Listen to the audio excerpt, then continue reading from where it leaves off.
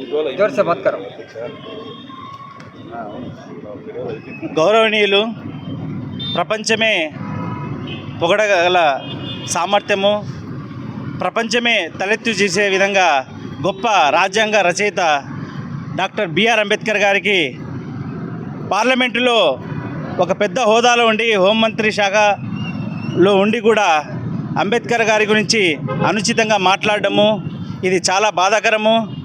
ఇది కేవలం భారతీయులే కాదు, ప్రపంచం మొత్తము గమనిస్తున్నారు.